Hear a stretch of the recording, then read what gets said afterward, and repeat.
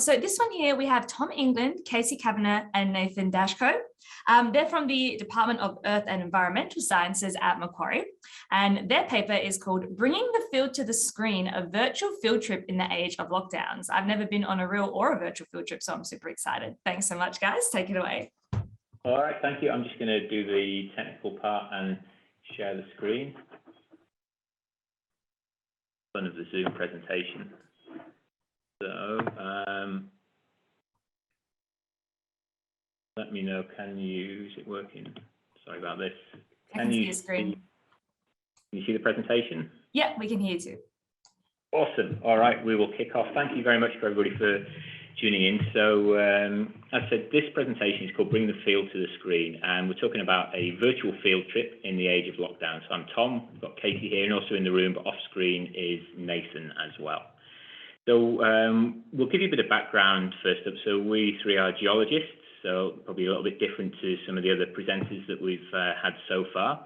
We'll give you a little bit of background about geology and geology field trips, talk about the process that we went through in building this virtual field trip in experience. Then discuss also what effect did it have on the students, what was the experience like for them, and how do we see this sort of impacting the future of fieldwork and study. So first up, the background. Why did we go about creating this virtual field trip?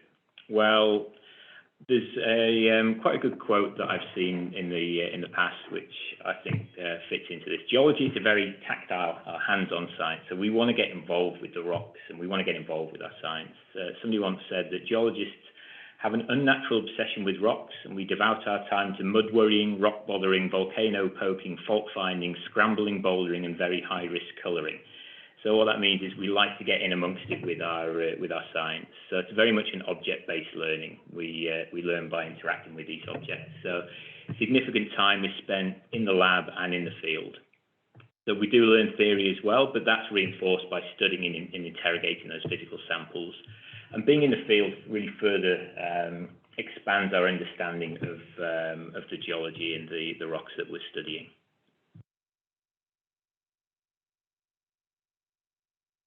So why do we undertake fieldwork? Well, it's really an extension of what I just mentioned.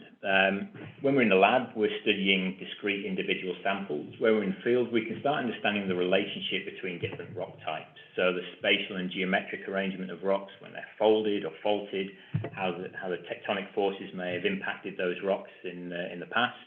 We can observe things like how the geology can affect the natural environment. So the landscape topography, for example, can be heavily reliant on the underlying geology. Seeing samples and rocks in natural light presents different aspects to minerals that we wouldn't see in the lab, and we get to appreciate variability in rocks. So again, when we're in the lab, we're dealing with these really small size samples, whereas in the field we can see huge sort of sections of the same rock, but can have quite different variability in terms of its looks and its appearance and its textures. We get to observe and appreciate other relationships as well. How the vegetation, how's that related to the geology and the lithology? We can develop things like critical thinking skills, and also learning to work as a team is really important too. Every year, first-year geology students get the opportunity to go out to the Hartley Valley as a part of a field excursion. This is a compulsory trip, but it's not graded, to give students the opportunity to participate in fieldwork in a very stress-free environment.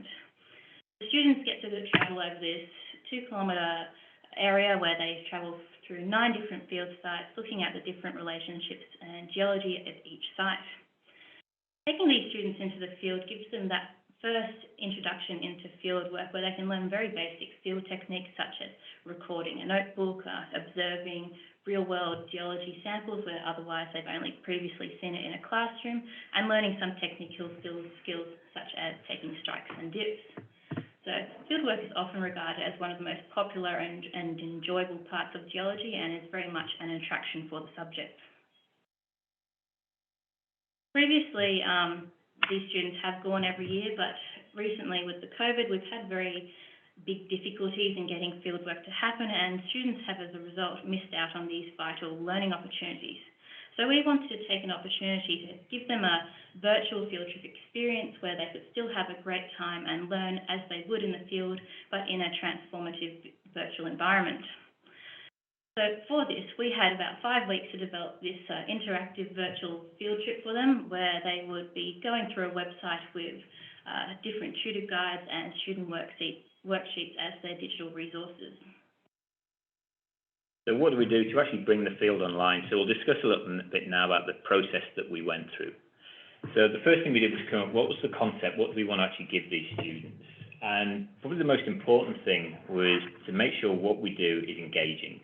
I've seen sort of online learning experiences where it can be very flat. If anybody's gone through an ethics training course or something like that, they're pretty mundane. We wanted to make it a little bit more engaging and interactive. So we were looking at creating an engaging, ideally self-guided walk through this Hartley Valley region, which would consist of the 9 stops. So it would be the same as the existing field trip, which the previous students have got to go on, which would build stop by stop on their understanding and appreciation of the geology. We also wanted interactive experiences, and that sort of plays into the fact that we want to be engaging.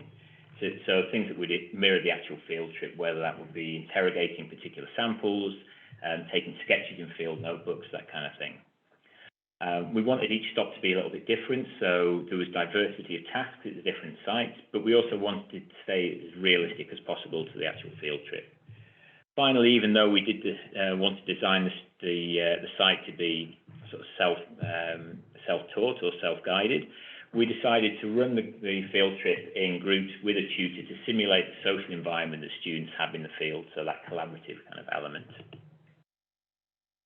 So some of the challenges that we saw when we first started to build out the site, one of the main problems we found was the images that we had. So all the images we had to date were what I would term flat images, so just sort of straight photographs. And while they're good at doing some things, they don't provide the detail or more so the experience of interacting with the actual rocks. As I said, rocks are tactile, they're 3D objects. Some rocks have different minerals or different shapes that actually we use to help identify the rock or the mineral type. So different views and aspects, they give us different information about the rock, so that ability to be able to pick it up, interrogate it, turn it around and look at it is really important. When we started pulling this field trip together, we were very limited by the resources that we had available to us, which was mostly confined to photographs and previous worksheets. So we wanted to try and include some interactive 3D models that students would have an opportunity to get more of an engaging experience. Some of these 3D models that we found were found at Sketchfab, where you could have different minerals, rocks, or large-scale outcrops that students could interact with by rotating the model, enhancing it, and also viewing it in a 3D virtual reality simulation if that was an opportunity. And it's important to note that these aren't just confined to applications in geology, and they can be used for many different subject areas, as you would have heard over the course of this presentation. So to make our experience more tailored towards the field trip, we had the opportunity to send off some of our rocks to our fellow scientists who was able to convert them to 3D models for each individual field site.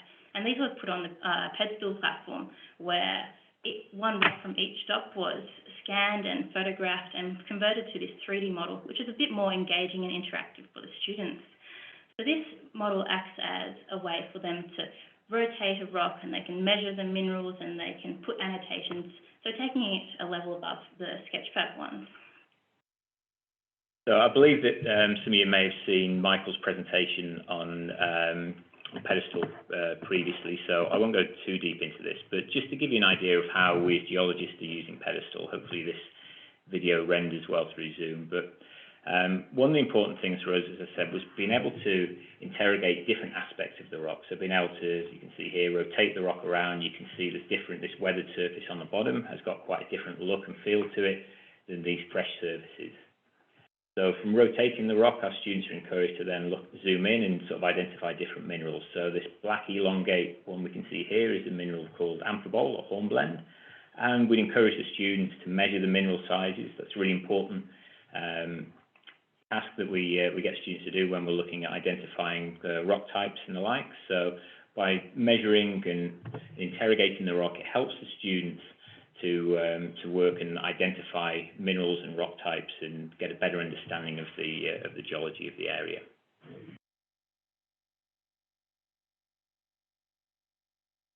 In addition to pedestal, we also wanted to provide context to the more regional or larger scale sort of geological features. So whereas pedestal gave us that sort of that macro level, we wanted this sort of regional level as well. And we found that Google Earth was a real advantage for us when displaying sort of relationships and context, such as how does rock type affect landscape.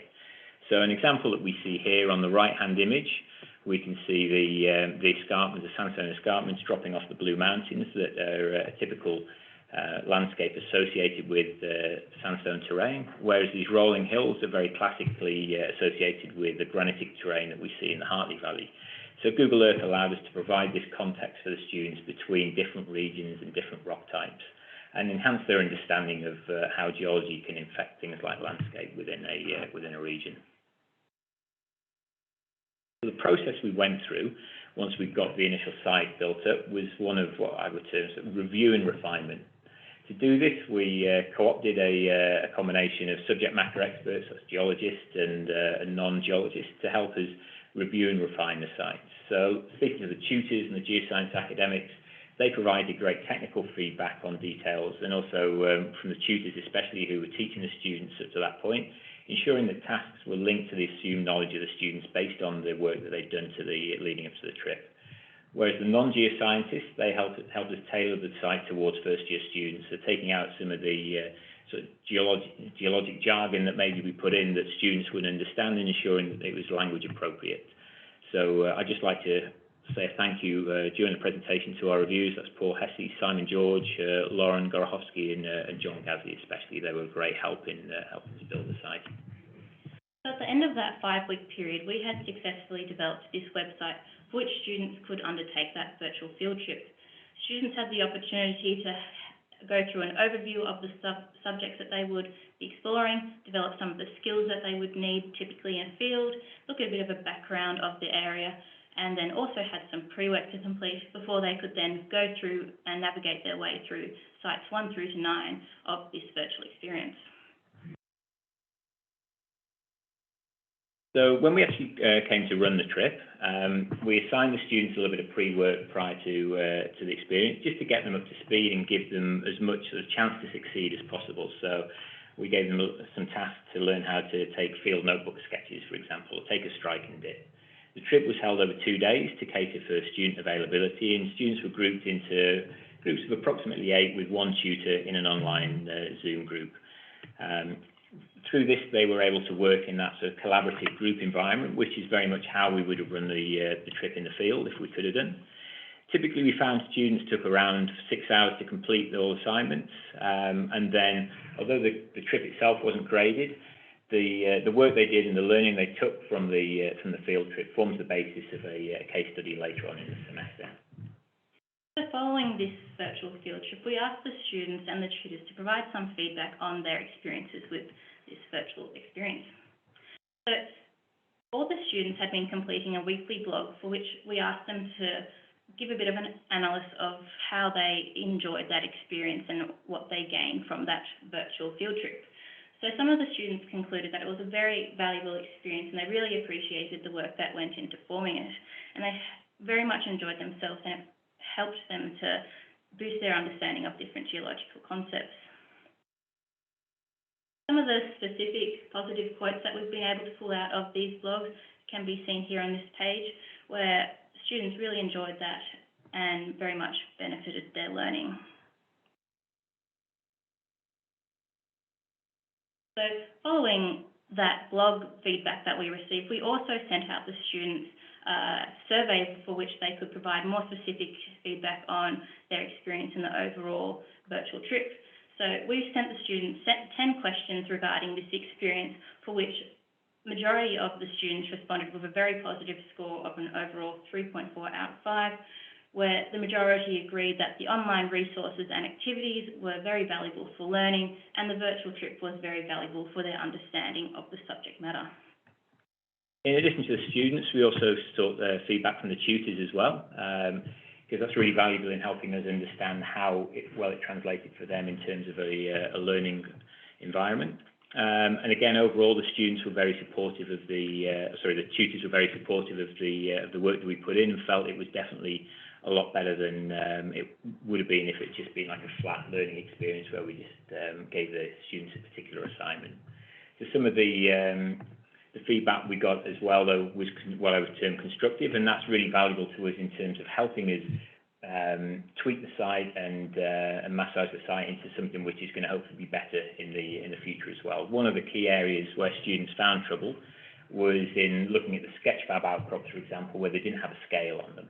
And it's something we always ask in a student's notebook when they're making a sketch. All sketches should have scales, for example. So that's something we need to bear in mind for the future. The other thing that we did, which we thought would be a valuable exercise, was to compare how did running the trip in a virtual environment in 2021 compare to the real life environment in 2020 when it came to the grades of the Hartley case study that I mentioned previously. So firstly, overall, the actual grade, although it was slightly lower this year, was not statistically significant in terms of its difference. But one thing we did notice was this year compared to previous years was this tail off of low marks. So these people getting 1, 2, 3s and 4s, which we didn't see in previous years.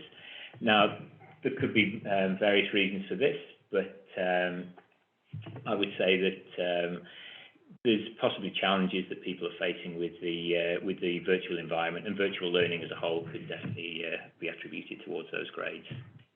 So now that we've wrapped up the virtual trip, we're trying to think about what we can do to improve this experience in the future. Some of the ideas that we've come up with that could improve this include including more photogrammetry of the outcrops, doing specific hand lens videos of individual minerals, doing more videos where you can annotate and discuss subject matter that would otherwise not be talked about, going into the field and taking some drone and 3D footage. So we were quite limited by the 5-week time frame in which we couldn't really do any of this stuff, but for future, that would definitely be of benefit.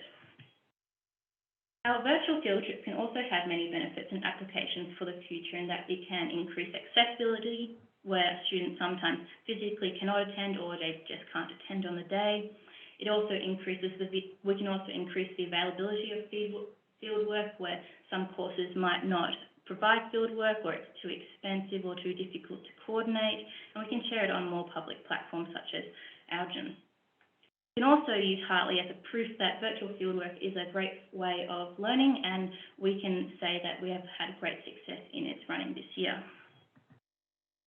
So the future for us, what are we doing next? Well, the faculty have been kind enough to nominate us for a Learning and Teaching Award, which we're very pleased about. We're going to circulate this the Hartley field trip with Algin in early 2022, and also make sure that we, as Katie said, we democratise this website, so it's available to anybody that would like to experience that field environment.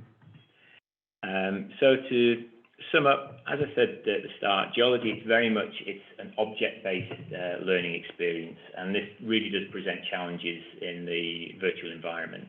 2 or 3 years ago, I think the technology may not have been at a point that we could have created an effective site as we have done, but the advancements in technologies, especially in those photogrammetry models and the pedestal applications, have really allowed us to create this interactive and valuable experience for students. And as Katie mentioned, it really does increase the accessibility of the field to students. And finally, I think it's really important to point out, we've done this from a geology point of view, but online resources such as this can enhance learning experiences for all different aspects and all different subjects as well. So thank you very much, everybody, for listening, and that concludes our presentation.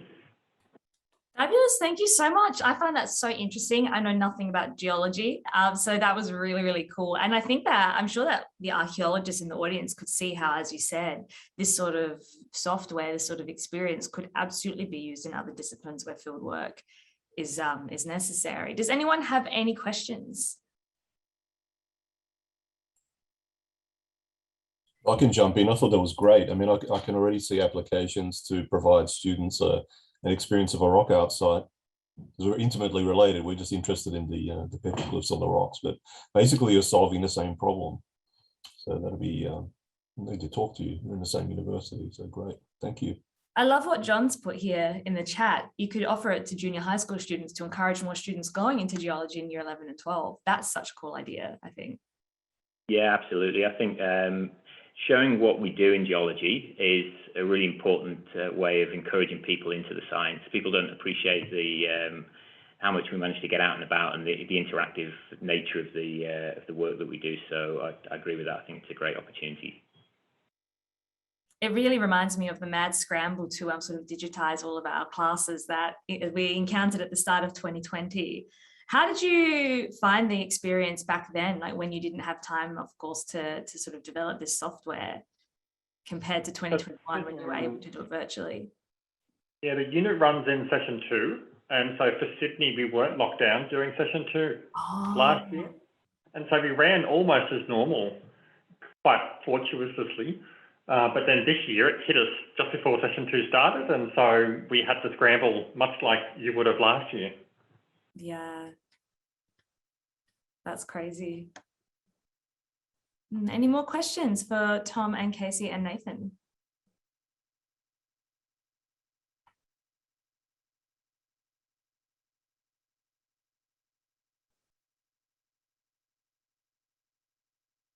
I was really captured by the idea of, just that losing that tactility, trying to represent it virtually. Of course, like you said, in geology, you need to see the shape, the size, the texture, the way the light reflects off of it, the color. Like, I'm guessing all those things are important.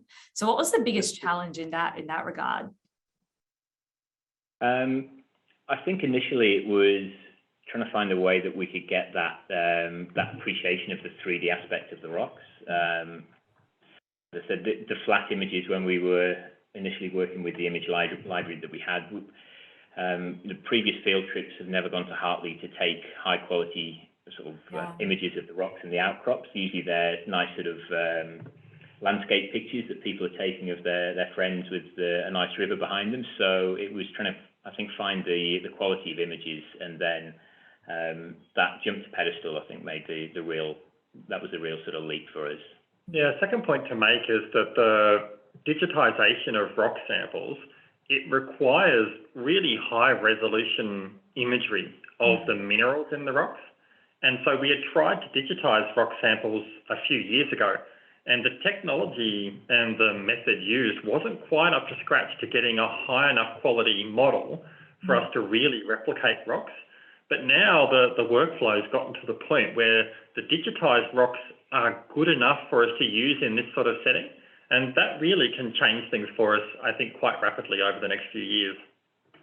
That's awesome. Thank you for sharing. I can see so much future utility for this project, especially when you add more features, more ways of capturing. So thank you so much to Tom and Nathan and Casey for sharing.